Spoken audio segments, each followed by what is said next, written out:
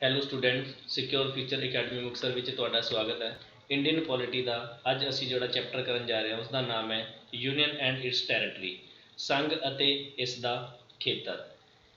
ਅਗਰ ਇਸ ਚੈਪਟਰ ਦੀ ਗੱਲ ਕਰੀਏ, ਇਹ ਚੈਪਟਰ ਬਹੁਤ ਜ਼ਿਆਦਾ ਇੰਪੋਰਟੈਂਟ ਹੈ, ਲੇਕਿਨ ਕੁਝ ਬੱਚੇ ਇਸ ਚੈਪਟਰ ਦੇ ਵਿੱਚ ਥੋੜ੍ਹਾ ਕਨਫਿਊਜ਼ਡ ਰਹਿੰਦੇ ਆ। ਠੀਕ ਹੈ, ਸ਼ਾਇਦ ਉਹਨਾਂ ਨੂੰ ਇਹ ਵੀ ਲੱਗਦਾ ਕਿ ਇਹ ਚੈਪਟਰ ਇੰਪੋਰਟੈਂਟ ਨਹੀਂ, ਜਦ ਕਿ ਇਹ ਚੈਪਟਰ ਬਹੁਤ ਹੀ ਇੰਪੋਰਟੈਂਟ ਹੈ। ਅੱਜ ਅਸੀਂ ਇਸ ਦੀ ਡਿਟੇਲ ਕਰਨ ਜਾ ਰਹੇ ਹਾਂ। ਸਭ ਤੋਂ ਪਹਿਲਾਂ ਅਗਰ ਗੱਲ ਕਰੀਏ ਯੂਨੀਅਨ ਐਂਡ ਇਟਸ ਟੈਰੀਟਰੀ, ਯਾਨੀ ਕਿ ਸਾਡਾ ਜੋ ਦੇਸ਼ ਹੈ ਉਸ ਦੀ ਟੈਰੀਟਰੀ ਕਿੱਥੋਂ ਤੱਕ ਹੈ, ਉਸ ਦੇ ਵਿੱਚ ਕਿੰਨੀਆਂ ਸਟੇਟਸ ਹੈ, ਕਿੰਨੇ ਕੇਂਦਰ ਸ਼ਾਸਿਤ ਪ੍ਰਦੇਸ਼ ਹੈ, ਉਹਦੇ ਬਾਰੇ ਅਸੀਂ ਜ਼ਿਕਰ ਕਰਾਂਗੇ। ਇਹ ਜਿਹੜੀ ਯੂਨੀਅਨ ਐਂਡ ਇਟਸ ਟੈਰੀਟਰੀ ਜੋ ਜਿਹੜਾ ਸਿਸਟਮ ਹੈ ਉਹ ਸੰਵਿਧਾਨ ਦੇ ਪਹਿਲੇ ਭਾਗ ਦੇ ਵਿੱਚ ਦਿੱਤਾ ਗਿਆ, ਯਾਨੀ ਕਿ ਅਨੁਛੇਦ ਆਰਟੀਕਲ 1 ਤੋਂ 4 ਤੱਕ ਦਾ ਇਹ ਵਰਣਨ ਕਰਦਾ ਹੈ। ਤਾਂ ਸੰਵਿਧਾਨ ਦੇ ਕੁੱਲ ਜਿਹੜੇ ਚੈਪਟਰ ਹੈ, ਕੁੱਲ ਭਾਗ ਜੋ ਹੈ ਉਹ 22 ਹੈ। 22 ਦੇ ਵਿੱਚੋਂ ਇਹ ਪਹਿਲਾ ਭਾਗ ਹੈ। ਠੀਕ ਹੈ, ਇਸ ਦੇ ਆਰਟੀਕਲ 1 ਤੋਂ 4 ਹੈ, ਲੇਕਿਨ ਕੁਝ ਅਮੈਂਡਮੈਂਟਸ ਦੇ ਨਾਲ ਹੁਣ ਜਿਹੜੇ ਹੈ ਉਹ ਭਾਗ ਉਹ 25 ਬਣ ਚੁੱਕੇ ਹੈ। ਸਭ ਤੋਂ ਪਹਿਲਾਂ ਅਗਰ ਗੱਲ ਕਰੀਏ ਆਰਟੀਕਲ 1, ਤਾਂ ਆਰਟੀਕਲ 1 ਡਿਸਕ੍ਰਾਈਬ ਕਰਦਾ ਹੈ ਇੰਡੀਆ ਦੈਟ ਇਜ਼ ਭਾਰਤ, ਯਾਨੀ ਕਿ ਇੰਡੀਆ ਜੋ ਕਿ ਭਾਰਤ ਹੈ, as a union of states. ਉਹ ਕੀ ਹੈ? ਯੂਨੀਅਨ ਆਫ ਸਟੇਟਸ ਹੈ, ਯਾਨੀ ਕਿ ਜੋ ਰਾਜਾਂ ਦਾ ਉਹ ਕੀ ਹੈ? ਇੱਕ ਸਮੂਹ ਹੈ, rather than a federation of states. ਯਾਨੀ ਕਿ ਇਸ ਲਾਈਨ ਦਾ ਮਤਲਬ ਇਹ ਹੈ ਕਿ ਜੋ ਆਰਟੀਕਲ 1 ਹੈ ਉਹਦੇ ਵਿੱਚ ਇਹ ਕਿਹਾ ਗਿਆ ਕਿ ਯੂਨੀਅਨ ਆਫ ਸਟੇਟਸ ਹੈ ਇੰਡੀਆ। ਇੰਡੀਆ ਜੋ ਕਿ ਭਾਰਤ ਹੈ ਉਹ ਯੂਨੀਅਨ ਆਫ ਸਟੇਟਸ ਹੈ, ਨਾ ਕਿ ਫੈਡਰੇਸ਼ਨ ਆਫ ਸਟੇਟਸ, ਕਿਉਂਕਿ ਇਹਨਾਂ ਦੋਨਾਂ ਦੇ ਵਿੱਚ ਬਹੁਤ ਫਰਕ ਹੈ। ਤਾਂ ਇਸ ਲਈ ਇਹ ਧਿਆਨ ਰੱਖਣਾ ਕਿ ਇੰਡੀਆ ਦੇ ਸੰਵਿਧਾਨ ਦੇ ਵਿੱਚ ਕਿਸ ਚੀਜ਼ ਦਾ ਵਰਣਨ ਕੀਤਾ ਗਿਆ, ਯੂਨੀਅਨ ਆਫ ਸਟੇਟਸ ਦਾ ਜਾਂ ਫੈਡਰੇਸ਼ਨ ਆਫ ਸਟੇਟਸ ਦਾ। ਤਾਂ ਕਿਹਦਾ ਵਰਣਨ ਕੀਤਾ ਗਿਆ? ਯੂਨੀਅਨ ਆਫ ਸਟੇਟਸ ਦਾ।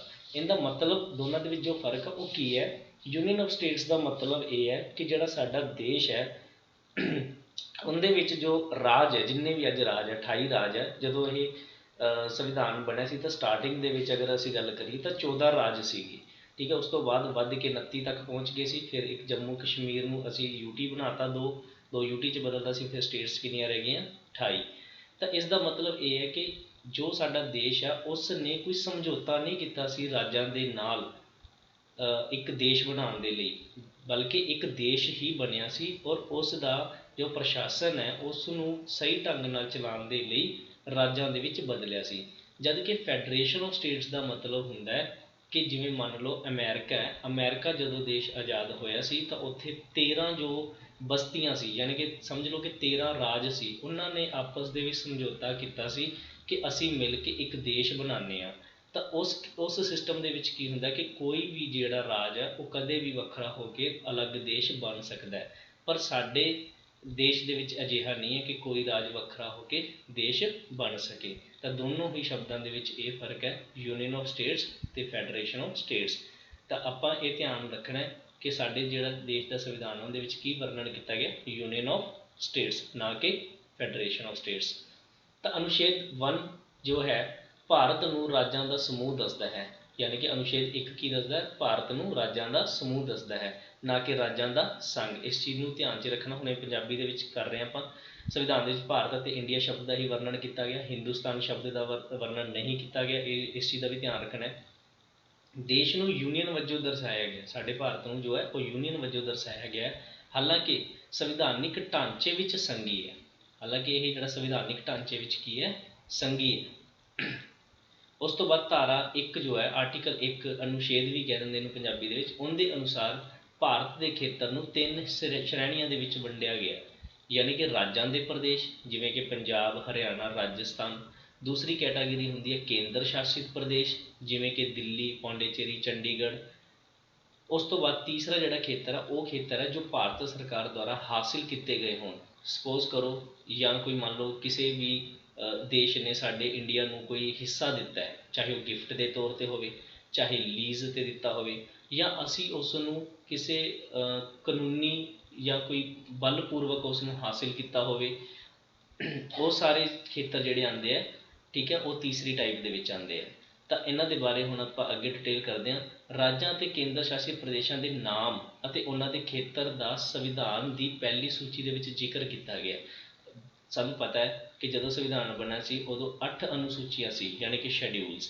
ਠੀਕ ਹੈ, ਹੁਣ ਜਿਹੜੇ ਹੈਗੇ ਆ ਉਹ 12 ਸ਼ੈਡਿਊਲਸ ਹੋ ਚੁੱਕੇ ਆ। ਤਾਂ ਉਹ 12 ਸ਼ੈਡਿਊਲ ਦੇ ਵਿੱਚ ਜਿਹੜਾ ਪਹਿਲਾ ਸ਼ੈਡਿਊਲ ਹੈ, ਪਹਿਲੀ ਜਿਹੜੀ ਅਨੁਸੂਚੀ ਹੈ, ਉਹਦੇ ਵਿੱਚ ਇਹੀ ਦੱਸਿਆ ਗਿਆ ਰਾਜਾਂ ਅਤੇ ਕੇਂਦਰ ਸ਼ਾਸਿਤ ਪ੍ਰਦੇਸ਼ਾਂ ਦੇ ਨਾਮ ਅਤੇ ਉਹਨਾਂ ਦਾ ਖੇਤਰ।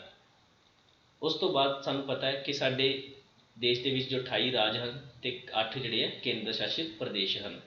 ਸੰਵਿਧਾਨਿਕ ਵਿਵਸਥਾਵਾਂ ਯਾਨੀ ਕਿ ਜੋ ਵੀ ਸੰਵਿਧਾਨਿਕ ਵਿਵਸਥਾਵਾਂ ਹੈਗੀਆਂ ਸਭ ਰਾਜਾਂ ਦੇ ਬਰਾਬਰ ਲਾਗੂ ਹੁੰਦੀਆਂ, ਜੋ ਵੀ ਰੂਲਸ ਵਗੈਰਾ ਉਹ ਸਭ ਸਾਰੇ ਰਾਜਾਂ ਦੇ ਬਰਾਬਰ ਲਾਗੂ ਹੁੰਦੇ ਆ।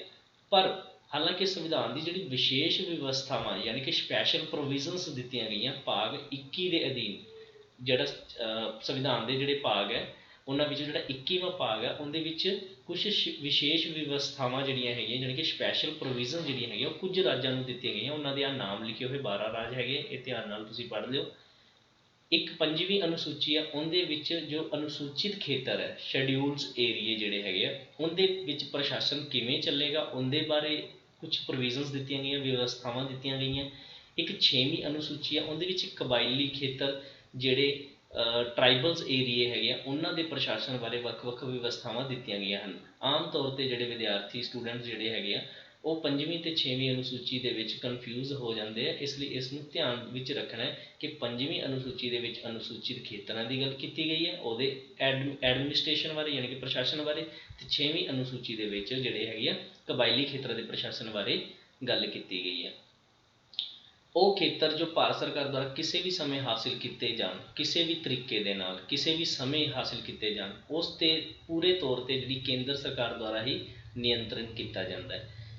ਇੱਕ ਪ੍ਰਭੂਸੱਤਾ ਸੰਪੰਨ ਹੋਣ ਦੇ ਨਾਤੇ ਆਪਣਾ ਦੇਸ਼ ਇੱਕ ਪ੍ਰਭੂਸੱਤਾ ਸੰਪੰਨ ਹੋਣ ਯਾਨੀ ਕਿ ਪ੍ਰਭੂਸੱਤਾ ਮਤਲਬ ਪੂਰੀ ਤਰ੍ਹਾਂ ਪਾਵਰਫੁਲ ਅੰਦਰੂਨੀ ਤੌਰ 'ਤੇ ਵੀ ਅਤੇ ਬਾਹਰੀ ਤੌਰ 'ਤੇ ਵੀ ਭਾਰਤ ਜਿਹੜਾ ਹੈ ਉਹ ਵਿਦੇਸ਼ੀ ਖੇਤਰਾਂ ਨੂੰ ਹਾਸਿਲ ਕਰ ਸਕਦਾ ਹੈ। ਇਹ ਇੰਟਰਨੈਸ਼ਨਲ ਕੁਛ ਲਾਜ਼ ਹੁੰਦੇ ਆ ਉਹਦੇ ਅਨੁਸਾਰ।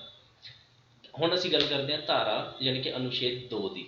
ਤਾਂ ਧਾਰਾ ਜਿਹੜੀ 2 ਹੈ ਉਹਦੇ ਵਿੱਚ ਇਹ ਕਿਹਾ ਗਿਆ ਕਿ ਸੰਸਦ ਨੂੰ 2 ਸ਼ਕਤੀਆਂ ਮਿਲੀਆਂ ਹੋਈਆਂ। ਪਹਿਲੀ ਸ਼ਕਤੀ ਹੈ ਕਿ ਭਾਰਤ ਦੇ ਨਵੇਂ ਰਾਜਾਂ ਦੇ ਸੰਘ ਵਿੱਚ ਦਾਖਲੇ ਦੀ ਸ਼ਕਤੀ। ਮੰਨ ਲਓ ਕੋਈ ਏਰੀਆ ਹੈ ਕਿਸੇ ਵੀ ਆਪਣੀ ਮੰਨ ਲਓ ਕੰਟਰੀ ਦੇ ਨਾਲ ਲੱਗਦਾ ਕੋਈ ਏਰੀਆ ਪਰ ਉਹ ਆਪਣਾ ਹੈ ਨਹੀਂ, ਤਾਂ ਉਸ ਨੂੰ ਕਿਵੇਂ ਅੰਦਰ ਲੈ ਕੇ ਆਉਣਾ, ਆਪਣੀ ਟੈਰੀਟਰੀ ਦੇ ਵਿੱਚ ਕਿਵੇਂ ਮਿਲਾਉਣਾ, ਉਹਦੇ ਲਈ ਅਮੈਂਡਮੈਂਟਸ ਹੁੰਦੀ ਹੈ। ਠੀਕ ਹੈ, ਤਾਂ ਪਹਿਲਾ ਵਰਣਨ ਤਾਂ ਉਹਦੇ ਬਾਰੇ ਕੀਤਾ ਭਾਰਤ ਦੇ ਨਵੇਂ ਰਾਜਾਂ ਦੇ ਜਿਹੜਾ ਕੀ ਹੈ ਭਾਰਤ ਦੇ ਸੰਘ ਵਿੱਚ ਦਾਖਲੇ ਦੀ ਸ਼ਕਤੀ ਯਾਨੀ ਕਿ ਉਹਨੂੰ ਸ਼ਾਮਿਲ ਕਰਨ ਦੀ ਗੱਲ ਕਰ ਰਹੇ ਹਾਂ। ਉਸ ਤੋਂ ਬਾਅਦ ਦੂਸਰੇ ਹੈ ਨਵੇਂ ਰਾਜ ਸਥਾਪਿਤ ਕਰਨ ਦੀ ਸ਼ਕਤੀ ਯਾਨੀ ਕਿ ਉਸੇ ਹੀ ਏਰੀਏ ਨੂੰ ਸਪੋਜ਼ ਕਰੋ ਜਿਵੇਂ ਮੰਨ ਲਓ ਪੰਜਾਬ ਦੇ ਨਾਲ ਮੰਨ ਲਓ ਪਾਕਿਸਤਾਨ ਦਾ ਕੋਈ ਏਰੀਆ ਲੱਗ ਰਿਹਾ, ਅਗਰ ਉਹ ਆਪਣਾ ਤਾਂ ਹੈ ਹੀ ਨਹੀਂ ਪਾਕਿਸਤਾਨ ਦਾ, ਅਗਰ ਅਸੀਂ ਉਸ ਨੂੰ ਆਪਣੇ ਦੇਸ਼ ਦੇ ਵਿੱਚ ਸ਼ਾਮਿਲ ਕਰ ਲਈਏ, ਸਪੋਜ਼ ਕਰੋ ਕਿ ਸਾਨੂੰ ਜਾਂ ਅਸੀਂ ਹੜੱਪਿਆ ਜਾਂ ਸਾਨੂੰ ਗਿਫਟ ਕੀਤਾ, ਕਿਸੇ ਵੀ ਤਰੀਕੇ ਨਾਲ ਹੋ ਸਕਦਾ ਉਹ, ਜਾਂ ਅਸੀਂ ਲੀਜ਼ 'ਤੇ ਲੈ ਲਿਆ, ਅਸੀਂ ਉਸ ਨੂੰ ਭਾਰਤ ਦੇ ਵਿੱਚ ਪਹਿਲਾਂ ਤਾਂ ਮਿਲਾਇਆ, ਤਾਂ ਪਹਿਲੀ ਗੱਲ ਤਾਂ ਇਹ ਕਲੀਅਰ ਹੋ ਗਈ। ਦੂਸਰਾ ਹੁਣ ਉਸ ਖੇਤਰ ਦਾ ਅਸੀਂ ਕੀ ਕਰਾਂਗੇ, ਹੁਣ ਇਹ ਸੈਂਟਰ ਗੌਰਮੈਂਟ ਡਿਸਾਈਡ ਕਰੇਗੀ, ਸੰਸਦ ਡਿਸਾਈਡ ਕਰੇਗੀ ਕਿ ਉਸ ਨੂੰ ਪੰਜਾਬ ਦਾ ਹੀ ਹਿੱਸਾ ਬਣਾ ਦਈਏ ਜਾਂ ਉਹਨੂੰ ਅਲੱਗ ਤੋਂ ਕੋਈ ਯੂਨੀਅਨ ਟੈਰੀਟਰੀ ਬਣਾ ਦਈਏ ਜਾਂ ਫਿਰ ਉਸ ਨੂੰ ਕੋਈ ਅਲੱਗ ਤੋਂ ਹੀ ਰਾਜ ਬਣਾ ਦਈਏ ਉਹ ਛੋਟੇ ਜਿਹੇ ਖੇਤਰ ਨੂੰ। ਤਾਂ ਉਹਦੇ ਬਾਰੇ ਇਹ ਸੈਕਿੰਡ ਗੱਲ ਕੀਤੀ ਗਈ ਹੈ ਨਵੇਂ ਰਾਜ ਸਥਾਪਿਤ ਕਰਨ ਦੀ ਸ਼ਕਤੀ। ਬਸ ਇਸ ਦੋ ਹੀ ਗੱਲਾਂ ਦਾ ਵਰਣਨ ਕੀਤਾ ਗਿਆ ਅਨੁਛੇਦ 2 ਦੇ ਵਿੱਚ। ਅਨੁਛੇਦ 3 ਦੇ ਵਿੱਚ, ਅਨੁਛੇਦ 3 ਦੇ ਵਿੱਚ ਵੀ ਰਾਜ ਜਿਵੇਂ ਮੰਨ ਲਓ ਕੋਈ ਰਾਜ ਹੈ, ਕਿਸੇ ਰਾਜ ਤੋਂ ਖੇਤਰ ਨੂੰ ਵੱਖ ਕਰਕੇ ਨਵਾਂ ਰਾਜ ਬਣਾਉਣਾ, ਜਿਵੇਂ ਪੰਜਾਬ ਹੈ ਸਾਨੂੰ ਪਤਾ ਪੰਜਾਬ ਤੋਂ ਹਰਿਆਣਾ ਬਣਿਆ ਸੀ, ਜਾਂ ਦੋ ਤੋਂ ਵੱਧ ਰਾਜਾਂ ਜਾਂ ਰਾਜਾਂ ਦੇ ਹਿੱਸਿਆਂ ਨੂੰ ਜੋੜ ਕੇ ਇੱਕ ਰਾਜ ਬਣਾਉਣਾ। ਮੰਨ ਲਓ ਹੁਣ ਅੱਜ ਕੋਈ 2 ਰਾਜ ਹੈ, 2 ਕੋਈ ਸਟੇਟਸ ਹੈਗੀਆਂ, ਉਹਨਾਂ ਨੂੰ ਜੋੜ ਕੇ ਕੋਈ ਇੱਕ ਸਟੇਟਸ ਬਣਾਉਣੀ। ਆਮ ਤੌਰ 'ਤੇ ਤਾਂ ਅਸੀਂ ਦੇਖਿਆ ਕਿ ਇੱਕ ਸਟੇਟ ਤੋਂ ਹੀ 2 ਸਟੇਟ ਬਣਦੀਆਂ ਆਈਆਂ ਜਾਂ 3 ਸਟੇਟ ਬਣਦੀਆਂ ਆਈਆਂ, ਪਰ ਜੁੜੀ ਹੋਈ ਕਦੇ ਸਟੇਟ ਦੇਖੀ ਨਹੀਂ ਹੈ। ਤਾਂ ਇੱਦਾਂ ਵੀ ਹੋ ਸਕਦਾ ਕਿ 2 ਸਟੇਟਸ ਨੂੰ ਮਿਲਾ ਕੇ ਇੱਕ ਹੀ ਸਟੇਟ ਬਣਾ ਦਿੱਤੀ ਜਾਵੇ, ਜਾਂ ਫਿਰ ਕਿਸੇ ਵੀ ਰਾਜ ਦੇ ਖੇਤਰ ਵਿੱਚ ਵਾਧਾ ਕੀਤਾ ਜਾਵੇ। ਸਪੋਜ਼ ਅਸੀਂ ਜਿਵੇਂ ਮੰਨ ਲਓ ਅਸੀਂ ਕਹੀਏ ਕਿ ਪੰਜਾਬ ਦੇ ਵਿੱਚ ਅਸੀਂ ਸਰਸਾ ਮਿਲਾਉਣਾ, ਤਾਂ ਉਸ ਆਪਣੇ ਪੰਜਾਬ ਦੇ ਖੇਤਰ ਦੇ ਵਿੱਚ ਤਾਂ ਵਾਧਾ ਹੋ ਗਿਆ। ਅਗਲੀ ਲਾਈਨ ਦਾ ਮਤਲਬ ਇਹ ਹੈ ਕਿ ਕਿਸੇ ਵੀ ਰਾਜ ਦੇ ਖੇਤਰ ਨੂੰ ਘਟਾਉਣਾ, ਤਾਂ ਹਰਿਆਣੇ ਵੱਲੋਂ ਦੇਖਿਆ ਜਾਵੇ ਤਾਂ ਸਰਸਾ ਅਗਰ ਪੰਜਾਬ 'ਚ ਮਿਲਦਾ ਤਾਂ ਉਹ ਘਟ ਰਿਹਾ। ਕਿਸੇ ਵੀ ਰਾਜ ਦੀਆਂ ਹੱਦਾਂ ਨੂੰ ਬਦਲਣਾ, ਉਹੀ ਕਿਸੇ ਮਤਲਬ ਹੱਦਾਂ ਬਦਲਣਾ, ਮੰਨ ਲਓ ਕੋਈ ਬਾਊਂਡਰੀ ਆਪਾਂ ਕਹਿੰਦੇ ਹਾਂ ਵੀ ਪੰਜਾਬ ਦੀ ਬਾਊਂਡਰੀ ਇੱਥੋਂ ਤੱਕ ਹੈ ਅਤੇ ਇੱਥੇ ਇਸ ਤੋਂ ਬਾਅਦ ਹਰਿਆਣਾ ਸ਼ੁਰੂ ਹੋ ਜਾਂਦਾ, ਲੇਕਿਨ ਅਸੀਂ ਉਹ ਥੋੜ੍ਹੀ ਜਿਹੀ ਬਾਊਂਡਰੀ ਅੱਗੇ ਪਿੱਛੇ ਕਰਨੀ ਹੈ ਜਾਂ ਉਸਨੂੰ ਚੇਂਜ ਕਰਨਾ, ਚਾਹੇ ਇਹਦੇ ਬਾਰੇ ਗੱਲ ਹੋਵੇ ਜਾਂ ਕਿਸੇ ਵੀ ਰਾਜ ਦਾ ਨਾਮ ਬਦਲਣਾ ਹੋਵੇ। ਅੱਜ ਜਿਵੇਂ ਪੰਜਾਬ ਦਾ ਨਾਮ ਪੰਜਾਬ ਹੈ ਲੇਕਿਨ ਇਹਦਾ ਨਾਮ ਬਦਲਣਾ ਹੋਵੇ, ਬਹੁਤ ਸਾਰੀਆਂ ਸਟੇਟਸ ਦੇ ਨਾਮ ਬਦਲੇ ਗਏ, ਜਿਵੇਂ ਉੱਤਰਾਖੰਡ ਹੈ ਪਹਿਲਾਂ ਉੱਤਰਾਂਚਲ ਨਾਮ ਹੁੰਦਾ ਸੀ, ਹੁਣ ਉੱਤਰਾਖੰਡ ਹੈ। ਤਾਂ ਇਹ ਸਾਰੀਆਂ ਜਿਹੜੀਆਂ ਚੀਜ਼ਾਂ ਹੁੰਦੀਆਂ ਇਹ ਆਰਟੀਕਲ 3 ਦੇ ਅਨੁਸਾਰ ਹੁੰਦੀਆਂ। ਹੁਣ ਇਹ ਜਿਹੜਾ ਕੰਮ ਹੈ ਮੰਨ ਲਓ ਸਪੋਜ਼ ਕਰੋ ਕੋਈ ਸਟੇਟ ਬਣਾਉਣੀ ਹੈ, ਨਵੀਂ ਸਟੇਟ ਬਣਾਉਣੀ ਹੈ, ਕੋਈ ਇੱਕ ਸਟੇਟ ਆ ਉਹਦੇ 'ਚ ਇੱਕ ਤੋੜ ਕੇ ਇੱਕ ਹੋਰ ਸਟੇਟ ਬਣਾਉਣੀ ਹੈ, ਤਾਂ ਉਹਦੇ ਲਈ ਕੀ ਹੁੰਦਾ ਸਿਰਫ ਪਹਿਲਾਂ ਤਾਂ ਇਹ ਧਿਆਨ ਰੱਖਣਾ ਕਿ ਸਿਰਫ ਅਤੇ ਸਿਰਫ ਸ਼ਕਤੀ ਜਿਹੜੀ ਹੈ ਸੰਸਦ ਦੇ ਕੋਲ ਹੈ, ਇਹ ਪਾਵਰ ਸਿਰਫ ਅਤੇ ਸਿਰਫ ਸੰਸਦ ਕੋਲ ਹੀ ਹੈ।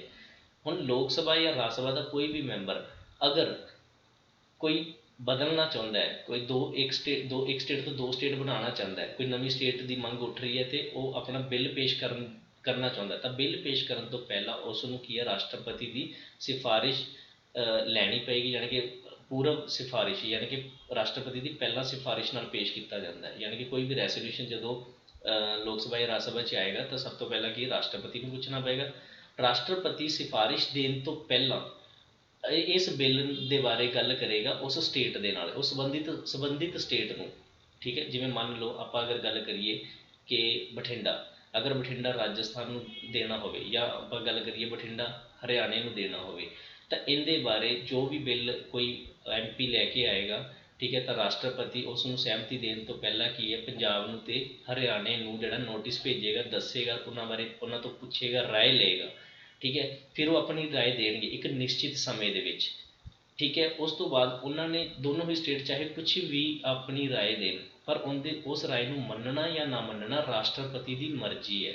ਠੀਕ ਹੈ ਜੀ, ਬਸ ਭਾਵੇਂ ਉਹ ਨਿਸ਼ਚਿਤ ਸਮੇਂ ਦੇ ਅੰਦਰ ਹੀ ਕਿਉਂ ਨਾ ਜਿਹੜਾ ਦੱਸ ਦਿੱਤਾ ਹੋਵੇ, ਤਾਂ ਰਾਸ਼ਟਰਪਤੀ ਰਾਜਾਂ ਦੇ ਪ੍ਰਗਟਾਵੇ ਨੂੰ ਮੰਨਣ ਲਈ ਪਾਬੰਦ ਨਹੀਂ ਹੈ।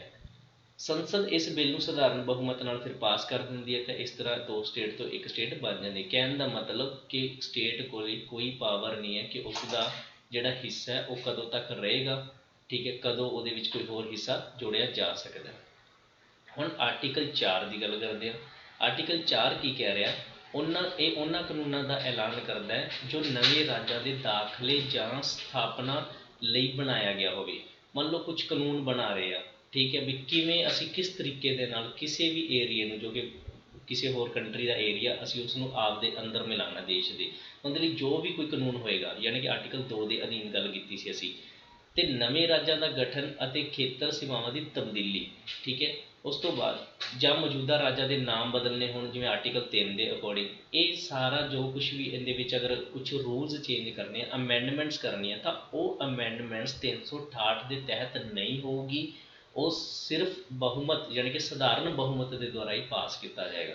ਕਹਿਣ ਦਾ ਮਤਲਬ ਕੋਈ ਤਾਂ ਰੂਲਸ ਹੋਣਗੇ ਵੀ ਕਿਵੇਂ ਅਸੀਂ ਕਿਸੇ ਦੇਸ਼ ਨੂੰ ਆਪਣੇ ਦੇਸ਼ 'ਚ ਮਿਲਾ ਸਕਦੇ ਹਾਂ, ਕਿਵੇਂ ਅਸੀਂ ਜਿਹੜਾ ਕਿ ਕੋਈ ਵੀ ਸਟੇਟ ਨੂੰ, ਅਗਰ ਕੋਈ ਵੀ ਇੱਕ ਸਟੇਟ ਨੂੰ ਤੋੜ ਕੇ ਦੋ ਸਟੇਟ ਬਣਾਉਣਾ ਚਾਹੁੰਦੇ, ਇਹਦੇ ਬਾਰੇ ਜੋ ਕੁਛ ਵੀ ਲਿਖਿਆ ਹੋਇਆ ਉਸ ਸੰਵਿਧਾਨ ਦੇ ਵਿੱਚ ਲਿਖਿਆ ਹੋਇਆ, ਅਗਰ ਉਸ ਹਿੱਸੇ ਦੇ ਵਿੱਚ ਤਬਦੀਲੀ ਕਰਨੀ ਹੈ, ਸਪੋਜ਼ ਜਿਵੇਂ ਅੱਜ ਸਟੇਟ ਨੂੰ ਕੋਈ ਪਾਵਰ ਨਹੀਂ ਹੈ, ਇੱਕ ਸਟੇਟ ਤੋਂ ਦੂਸਰੀ ਸਟੇਟ ਬਣਾਉਣ ਲਈ ਸਟੇਟ ਨੂੰ ਕੋਈ ਪਾਵਰ ਨਹੀਂ ਹੈ। ਠੀਕ ਹੈ, ਕੱਲ੍ਹ ਨੂੰ ਹੋ ਸਕਦਾ ਥੋੜ੍ਹੀ ਬਹੁਤ ਪਾਵਰ ਸਟੇਟ ਨੂੰ ਦੇਣੀ ਹੋਵੇ। ਠੀਕ ਹੈ, ਤਾਂ ਇਹਦਾ ਮਤਲਬ ਸੰਵਿਧਾਨ ਦੇ ਵਿੱਚ ਅਮੈਂਡਮੈਂਟ ਕਰਨੀ ਪਊਗੀ। ਤਾਂ ਉਸ ਰੂਲ ਨੂੰ ਚੇਂਜ ਕਰਨ ਲਈ ਉਹ 368 ਦੇ ਅਨੁਸਾਰ, 368 ਆਰਟੀਕਲ ਦੇ ਅਕੋਰਡਿੰਗ ਨਹੀਂ ਕੀਤਾ ਜਾਏਗਾ। ਇਹ ਸਿਰਫ ਅਤੇ ਸਿਰਫ ਕਾਨੂੰਨ ਜਿਹੜਾ ਬਦਲਿਆ ਜਾਊਗਾ ਸਧਾਰਨ ਬਹੁਮਤ ਦੁਆਰਾ ਪਾਸ ਕੀਤਾ ਜਾਏਗਾ। ਤਾਂ ਅੱਜ ਦਾ ਚੈਪਟਰ ਸਾਡਾ ਇੰਨਾ ਹੀ ਹੈ, ਲੇਕਿਨ ਹੁਣ ਅਸੀਂ ਸ਼ੋਰਟ ਦੇ ਵਿੱਚ ਇੱਕ ਵਾਰੀ ਚਾਰੇ ਆਰਟੀਕਲਸ ਨੂੰ ਦੁਬਾਰਾ ਦੇਖ ਲੈਂਦੇ ਹਾਂ।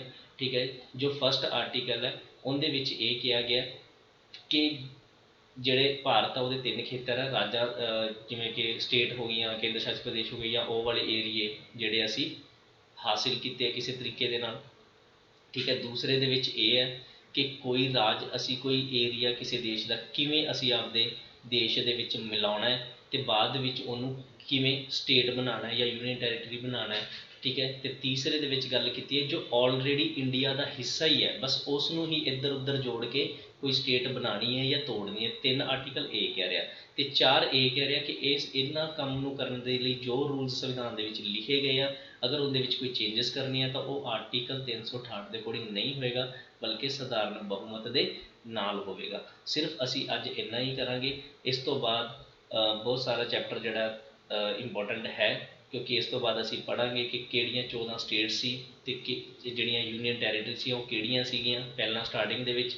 ਫਿਰ ਉਸ ਤੋਂ ਬਾਅਦ ਅਸੀਂ ਦੇਖਾਂਗੇ ਧਰ ਕਮਿਸ਼ਨ ਆਊਗਾ, JVP ਕਮਿਸ਼ਨ ਆਊਗਾ, ਇਹਨਾਂ ਦੀਆਂ ਰਿਕਮੈਂਡੇਸ਼ਨਸ ਕੀ ਸੀਗੀਆਂ, ਇਹਨਾਂ ਨੇ ਕੀ ਕੀਤਾ। ਫਿਰ ਉਸ ਤੋਂ ਬਾਅਦ ਸਭ ਤੋਂ ਪਹਿਲਾਂ ਕਿਹੜੀ ਸੀ ਜੋ ਲੈਂਗੁਏਜ ਦੇ ਆਧਾਰ 'ਤੇ ਜਿਹੜੀ ਸਟੇਟ ਬਣੀ ਸੀ, ਭਾਸ਼ਾ ਦੇ ਆਧਾਰ 'ਤੇ।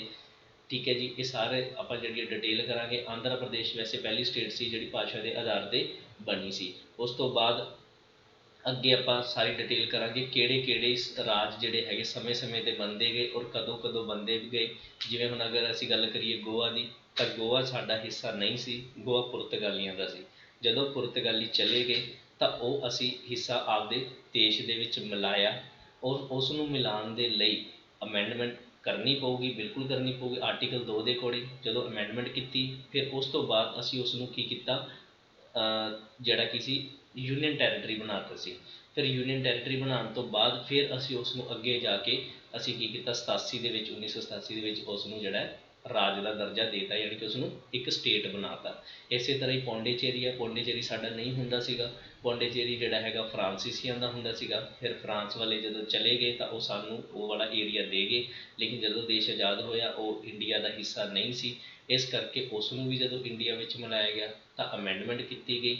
ਤਾਂ ਅਮੈਂਡਮੈਂਟ ਕਰਨ ਤੋਂ ਬਾਅਦ ਜਦੋਂ ਇਹ ਹਿੱਸਾ ਇੰਡੀਆ ਦਾ ਹੋ ਗਿਆ ਤਾਂ ਉਸ ਨੂੰ ਯੂਨੀਅਨ ਟੈਰੀਟਰੀ ਬਣਾ ਤਾ। ਉਹ ਗੱਲ ਵੱਖਰੀ ਹੈ, ਉਹ ਅੱਜ ਵੀ ਯੂਨੀਅਨ ਟੈਰੀਟਰੀ ਹੈ। ਇਸ ਤਰ੍ਹਾਂ ਬਹੁਤ ਸਾਰੀ ਡਿਟੇਲਸ ਪਈ ਹੈ ਕਰਨ ਵਾਲੀ, ਉਹ ਆਪਾਂ ਕਰਾਂਗੇ। ਅਗਰ ਕਿਸੇ ਨੂੰ PDF ਚਾਹੀਦਾ ਪੰਜਾਬੀ ਦੇ ਵਿੱਚ ਪੂਰੀ ਪੋਲਿਟੀ ਦਾ, ਤਾਂ ਉਹ ਹੇਠ ਜਿਹੜੇ ਨੰਬਰ ਦਿੱਤੇ ਹੋਏ ਆ ਇਹਨਾਂ 'ਤੇ ਵਟਸਅਪ ਕਰਕੇ ਦੱਸ ਸਕਦਾ ਆਪਣੇ ਬਾਰੇ, ਅਗਰ ਉਸ ਨੂੰ ਚਾਹੀਦੇ ਹੈ। ਠੀਕ ਹੈ ਜੀ, ਤਾਂ ਇੰਨਾ ਹੀ ਕਹਿੰਦਾ ਹੋਇਆ ਤੁਹਾਡਾ ਬਹੁਤ ਬਹੁਤ ਧੰਨਵਾਦ।